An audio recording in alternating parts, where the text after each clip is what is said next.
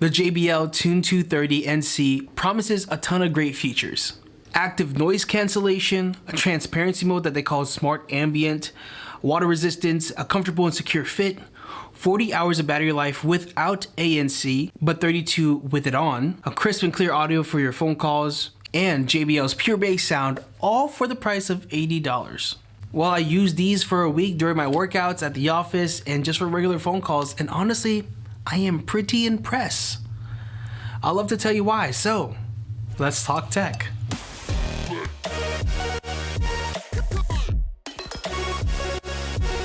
Welcome to Ardently Tech, I'm Adrian, and on this channel we talk about all things tech. From videos of products reviews like this one, tech hacks, tutorials, and so much more.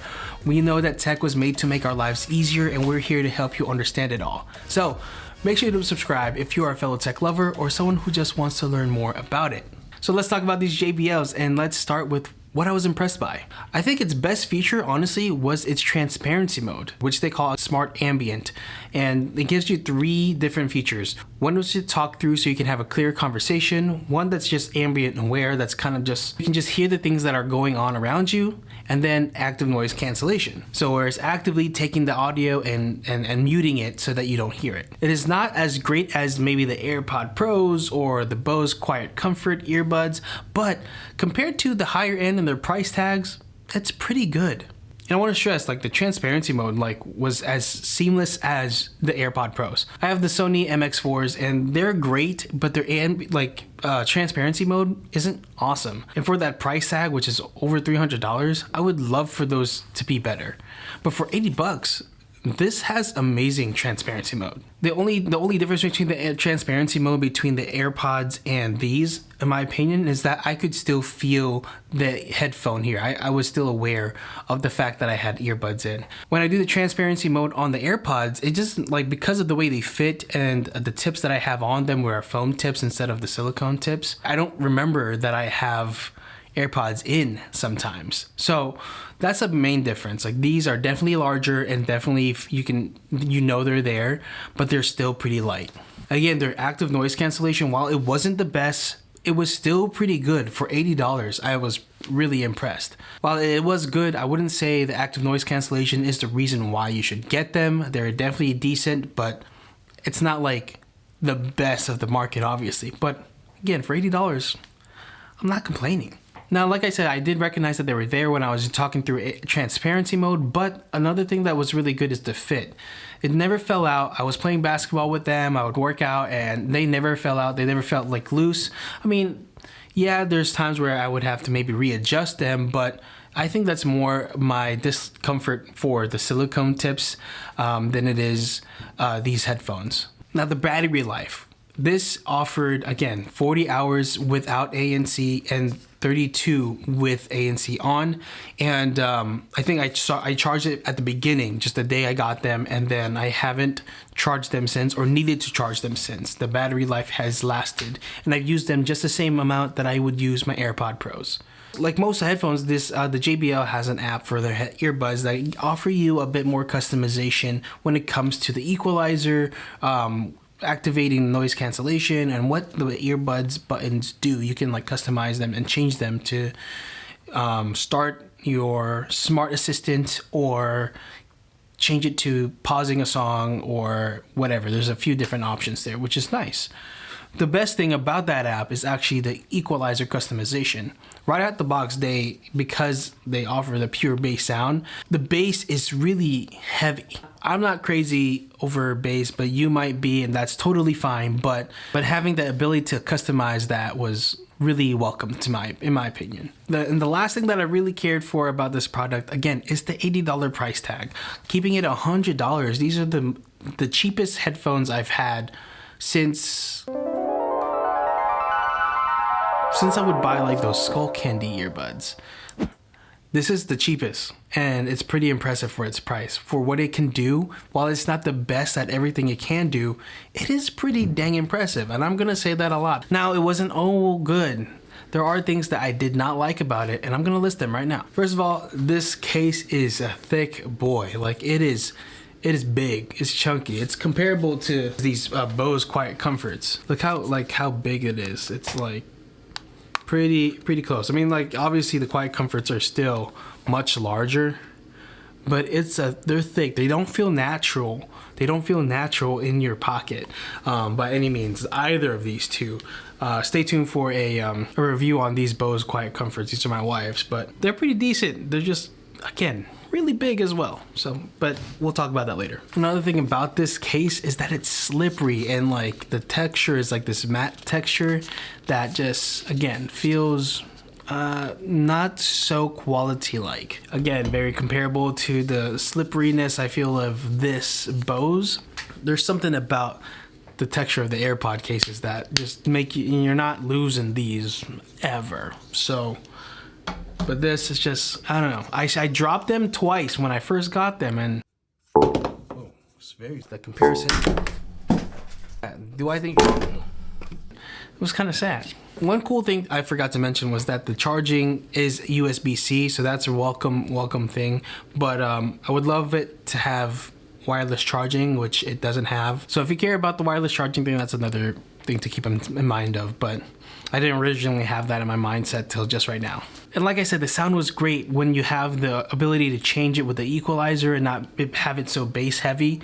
But if you were connecting to the computer or something that doesn't have the app, it defaults to that bass heavy sound. And again, I'm not a fan, but if you don't care, then whatever, but it's just a flaw from my end. I don't know if there's a way to do that. Like, I connected to my MacBook and I wasn't really, like, it defaulted back to the heavy bass. And I don't know if that was just me or it was a fluke, but I didn't like that. But if you find out that I'm wrong and you found out how to do that, please let me know in the comments. I sincerely would love to know how to be able to change that if I'm connected to my MacBook. And speaking of connecting to a different device, it is really annoying that you have to connect to different devices one by one. You can't do it like you can't connect to like several devices at a time, which is a really unfortunate thing in my opinion, because I enjoy being able to, like with the AirPods, being able to transfer from my phone to my MacBook to my iPad.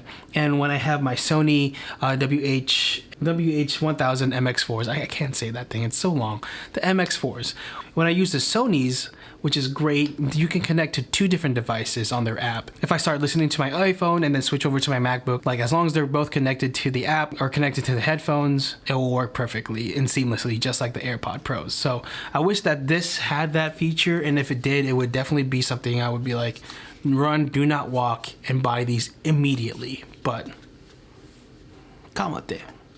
That is my biggest issue with this. It's just that if I want to take it from connecting to my phone to my MacBook, I have to turn off my Bluetooth on my phone and then connect them to my MacBook, and that's just really annoying. I hate it. And as I mentioned earlier, I'm not a big fan of the rubber silicone tips. I just don't like them. Even on my AirPods Pros, I have foam tips there, so they kind of felt aware, like I was aware of them being there because of that. I used to love having those rubber tips because I knew they would like seal better, but as I got older, I don't know, there's something about it. I didn't like the ones on the AirPods Pros, and then I switched to the foam tips, and that really like changed my love for them, you know. They also promised to have connectivity to OK Google and the Echo Dot, but when I connected it to my Echo Dot, it didn't really work. I couldn't get the feature to work properly, but it might just be my phone. I don't know, or I don't want to say her name, but you know, Alexa. And another thing too, when I was able to connect it to my Siri, which is nice, but you had to press on it to activate Siri, which it's minor, right? But I'm just so used to saying the "Hey Siri" functionality and just giving it a command, you know. I don't know if that's necessarily a major flaw. It still worked really well, and it still understood me whenever I did use it. So I'm not mad about it, but it is something that's just like, yeah, I'm kind of used to the other way. You know what I mean? Hey, future Adrian, editing Adrian, whatever you want to call me, here. I'm editing the video for tomorrow, and I realized that I left out one crucial thing from my flaw list, and that's the in-ear detection.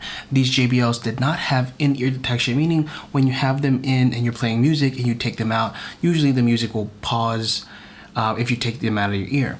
And that feature has kind of been a staple since the AirPod first generation. And then they brought it onto the AirPod Pros, and now even the Sonys and other higher end earbuds, headphones, all have him.